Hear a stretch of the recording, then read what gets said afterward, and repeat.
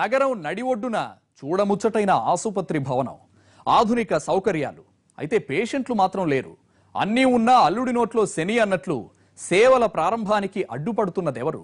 ఉద్యోగ నియామకాల్లో జాప్యానికి కారణం ఏంటి?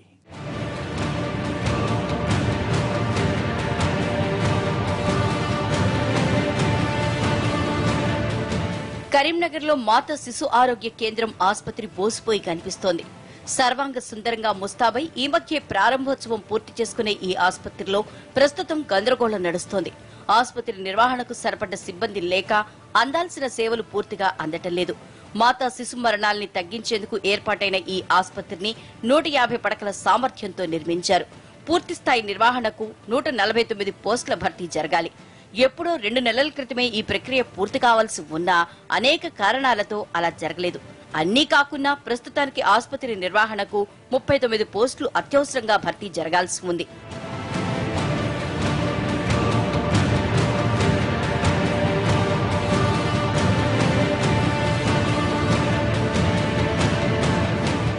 నిజానికి ఈ ఆసుపత్రి నిర్మాణం పూర్తయ్యాక చాలా రోజుల దాకా సిబ్బంది లేరన్న సాకుతో ప్రారంభించలేదు. ఈ ఆసుపత్రి పరిధిలో కేవలం 4 వైద్యులున్నారు. దీంతో వీరు సరిపోరని జిల్లా ఆసుపత్రి సూపరింటెండెంట్ కలెక్టర్ కి విన్నవించుకోవడంతో డిప్యుటేషన్పై 11 మంది ఏఎస్ఎంలు 4 వైద్యుల్ని ఇచ్చారు. ఇక అత్యవసరంగా కాంట్రాక్ట్ పద్ధతిపై 39 పోస్టుల భర్తీకి ప్రకటన ఇచ్చారు. ఇందులో 2 గైనకాలజిస్టులు, 2 ఎనథీషియా డాక్టర్లు, 20 మంది స్టాఫ్ నర్సులు కాగా ఇతర విభాగాలకు చెందిన మరో 15 పోస్టులున్నాయి. వీటి కోసం 600కు పైగా దరఖాస్తులొచ్చాయి. ఇందులో వైద్యుల నియామకాల ఇంటర్వ్యూలు సైతం పూర్తయ్యాయి. అయితే మిగతా పోస్టుల భర్తీలో చిక్కుముడి పడింది.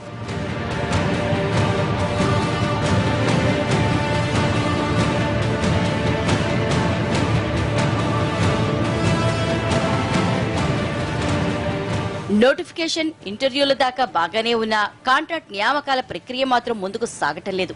అధికారుల మీదున్న ఒత్తిళ్లే దీనికి కారణమనే ప్రచారం సాగుతోంది.